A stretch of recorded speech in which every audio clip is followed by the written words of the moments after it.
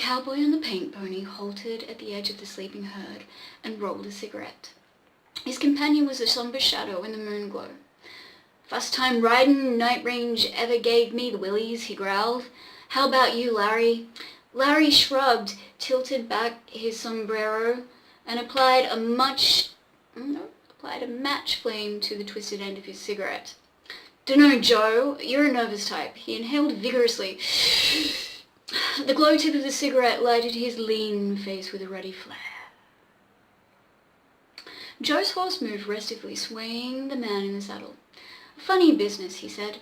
"Yeah," Larry pondered the situation. "The old man and the padre has got their heads together. Maybe the padre's right. I don't know." "In which case," opined Joe gloomily, "we ought to be allowed to shoot, if and they come at all." The padre claims they're bound to. "Full moon," he says. Larry reflected on the words he had heard from Father D'Arcy.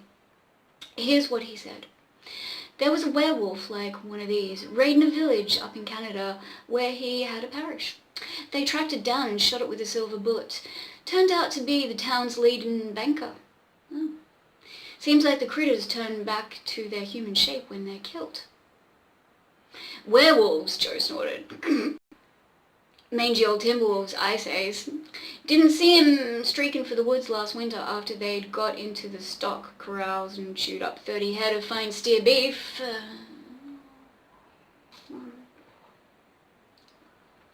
I ain't passing no opinions," Larry returned calmly. "I'm telling you what the padre says. Maybe he's right and maybe he ain't.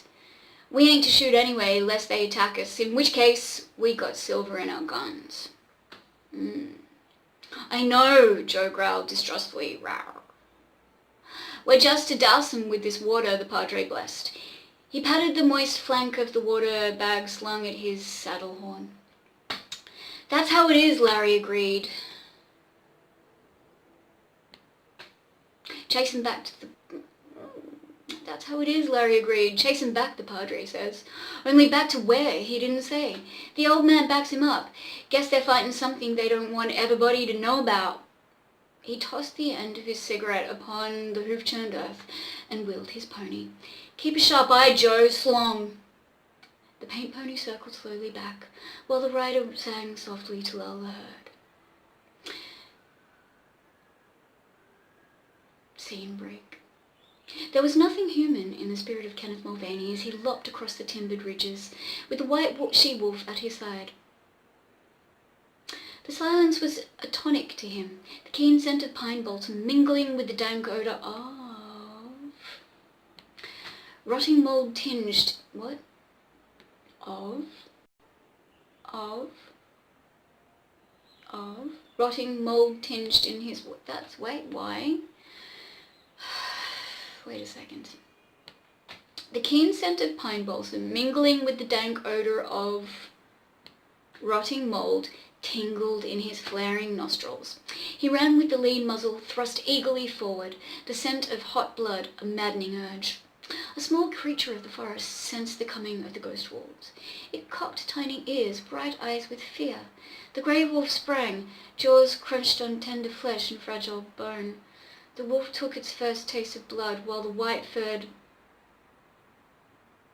she danced eagerly and licked his scarlet muzzle with impatient fuck. That's horrible. Hunger in spite of hell drove him on. The scent of cattle in the dew tingled in his nostrils. No. The scent of cattle in the draw tingled in his nostrils. The wolf pack skulked at the edge of the forest, wormed through the tall grass, plunged, snarling. Wormed through the tall grass, plunged, snarling among the sleeping herd. The frightened beasts leapt direct. Hooves churned the earth, horns tossed against the sky, dust rose in a cloud to obscure the moon. Cheers. A fierce primal joy flooded Mulvaney's senses, and he made the kill with his white-furred mate leaping at his side. A man's voice shouting brought him with a snarl from the unholy feast. He crouched, ready to spring, eyes blazing at the horse and rider bearing down upon him. The rider passed, horse's hooves thundering, and slashed at the water bag slung to the pommel of his saddle. In mid-spring, Kenneth Mulvaney felt the gush of fluid in his face. Burning rivulets seared down his forelegs. Oh, Benit! Powerful muscles sent him tumbling from the menace of the water the priest had blessed. He fled to the forest and rolled in the cool earth to soothe the agony of his burns. Then he streaked for home. Full-fed, the pack lopped through the forest behind him. At his flank, the white she-wolf whimpered in sympathy of his pain. The pain had cleared the hellish bloodlust from Mulvaney's brain. He calculated coldly, returned to his original problem. There must be a way. He thought of exorcism and rejected. Oh no, what? Why? Why is he thinking about exorcism? Oh fuck, mosquito. Get the fuck away from me. He thought of exorcism and rejected it. They would need the services of the priest of Blastwater. But he wouldn't do. The presence of the holy water showed his hand behind the readiness of the ranchers. Mulvaney could not know the futility of exorcism as Father Darcy understood it. The priest had another thought in mind. How the fuck does he know that? The moon sunk low in the west while they ran. The day would break before long. Shit. At the edge of the timber ringing their own valley, the grey wolf halted the pack and scented the breeze. The grey-furred muzzle twitched at the hateful odour cloying the air. The smell of men. Men between the pack and the water they must gain before dawn.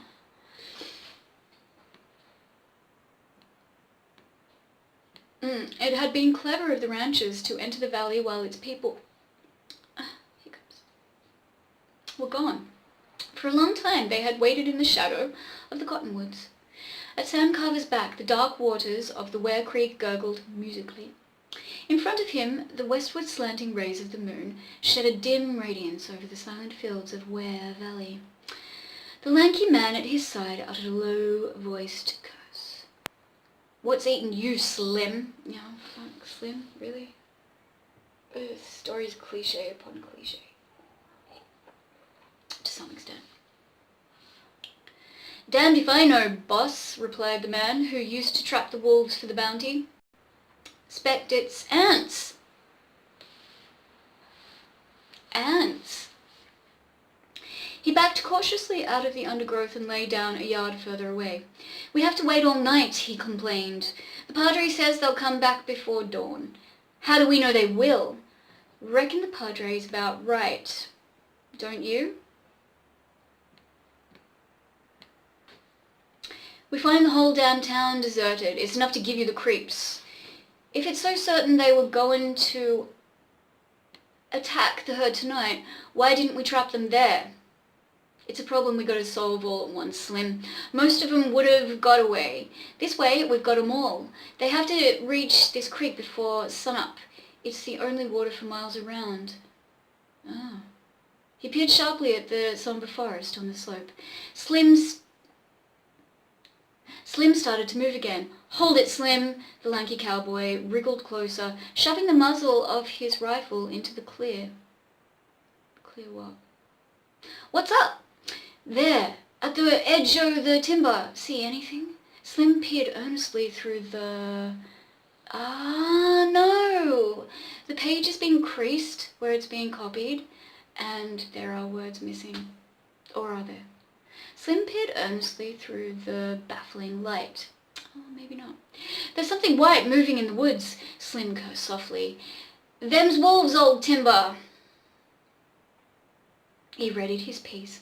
Carver restrained him with the hand on his arm. "Wait, they'll get in the clear. It's nearly morning and they're desperate for the water. We can wait." Oh man, they're going to shoot the wolves at the water. They're such pricks. The slim cowboy relaxed and made a sound like a sleepy owl.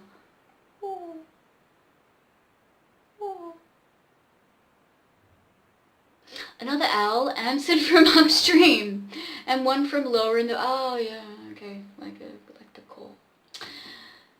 This signal. Lower in the valley. "The boys are ready, boss." "All right, give them the signal to fire when I say so."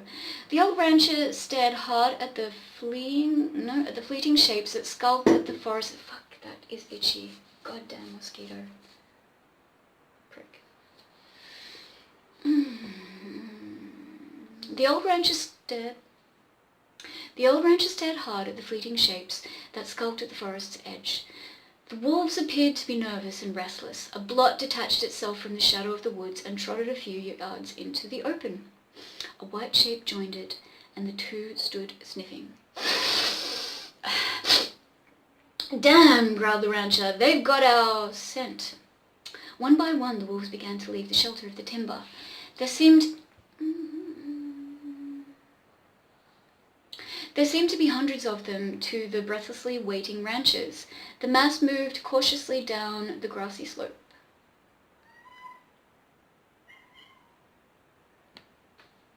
"Hey, buddy." Carver put a hand to his shirt and brought out the mirror. Briefly the glass caught the gleam of the moon. "What's that for?" whispered his companion. Carver tilted the glass toward the approaching pack, craned his neck to peer into it. He had a difficult time registering the image, but he saw finally. He passed the mirror to the cowboy with a trembling hand. "You look," he commanded gruffly. "Yeah, okay, you look," he commanded gruffly. The cowboy held the mirror in position and peered into it. He jerked it back swiftly. "God! You see? Them ain't wolves, they're people!"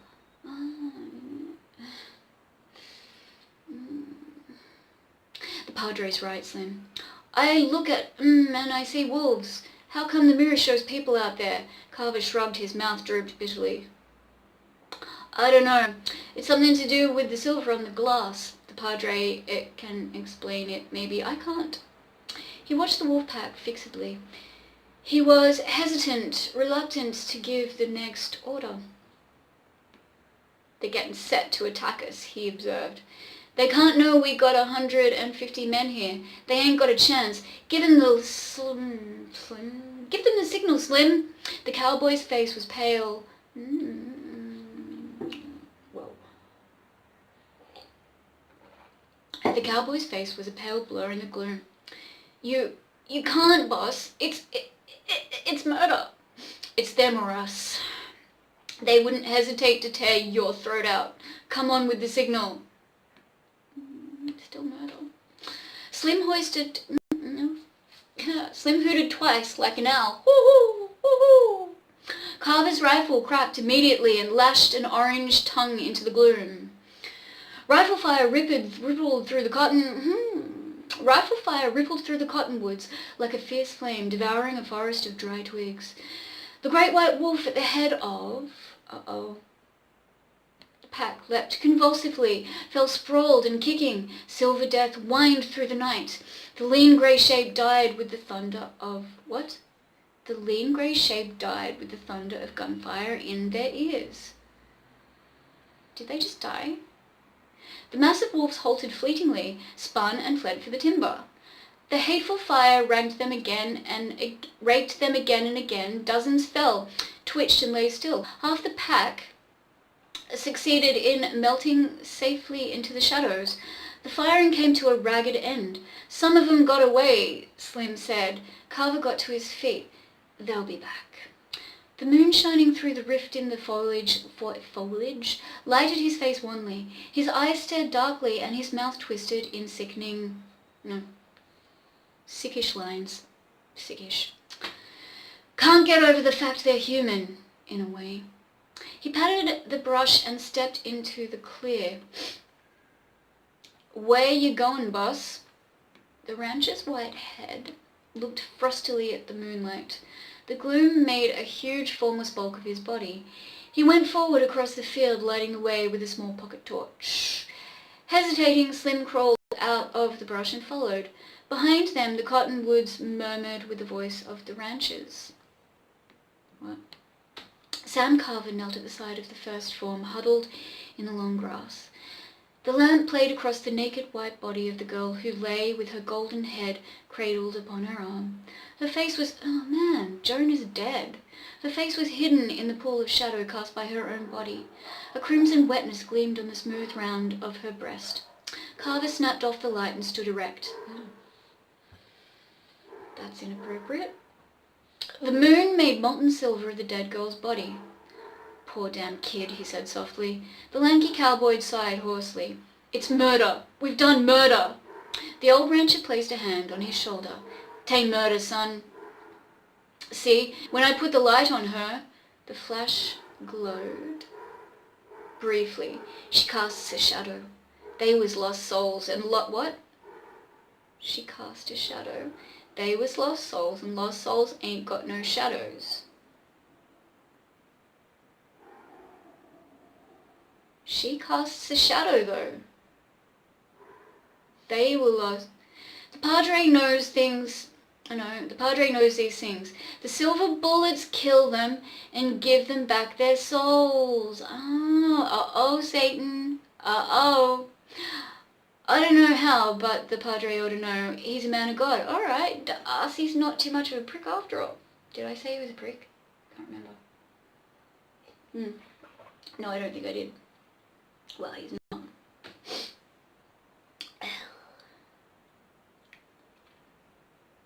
Oh, man. Alright, so... I never believed in souls, Slim said hollowly.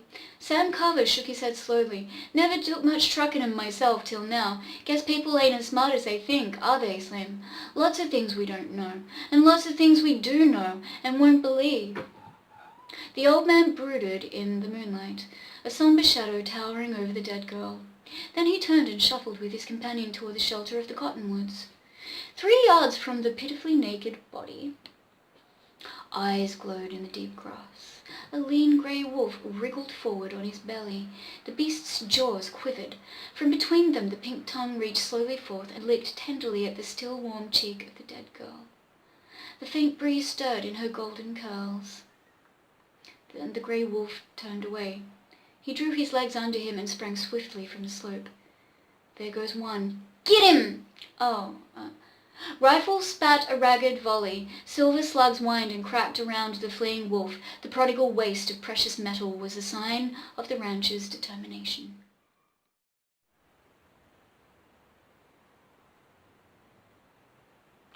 The werebeast reached the shadows in safety, and skulked there, looking down upon the valley. The human eyes showed grief and sorrow, but no hate or fear. The creek and its cottonwoods was a black snake wriggling the length of the valley. Men hid in the cottonwoods, men with silver death in their guns.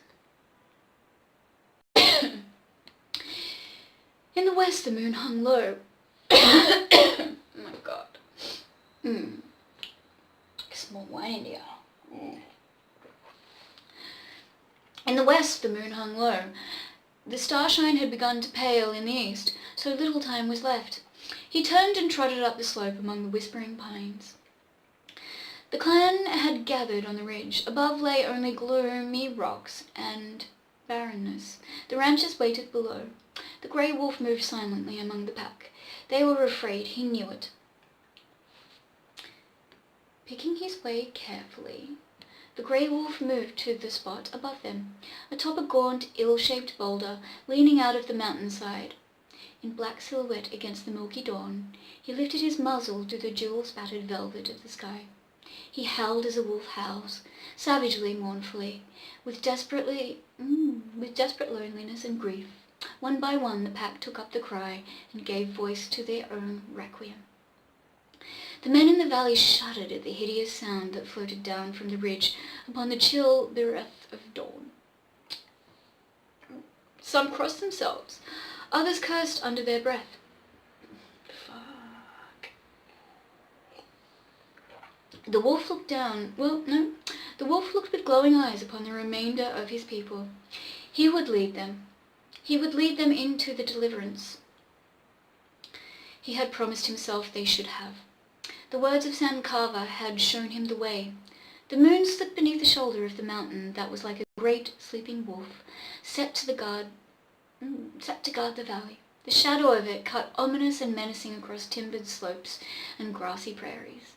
The chill of dawn fingered into the cottonwoods. Like shadows came the wolves streaming down the slope. The sky in the east grew whiter and whiter still. In the heart of the grey wolf was calmness and peace. His people followed him into the face of death by silver, and it freed them of Satan's bondage.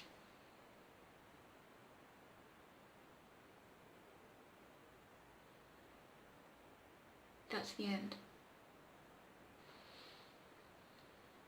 Okay.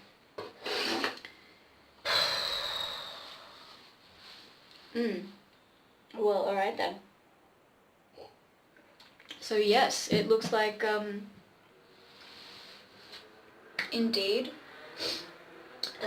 Kenneth stepped up to be the alpha he was born to be. Poor Joan, she got shot. Doc never returned, which is a shame. I'm assuming that the grey wolf who trotted out of the forest with the white wolf was Joan's father, Jordan. It was Jordan, wasn't it, right? Yeah, but fuck, what a sad ending.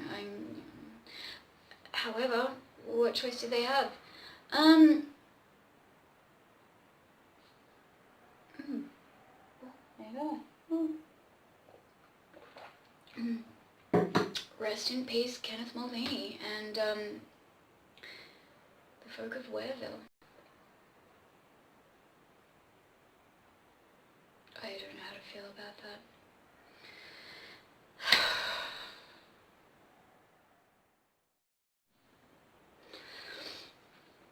Don't shoot women's horses out from underneath them.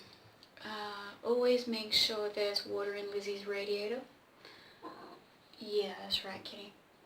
And try talking to Doc Martin instead of just, roughing it out. You may have a lot in common. Tommy, no. Tommy? Oi! No! Buddy? I have some rumbling on my own to deal with.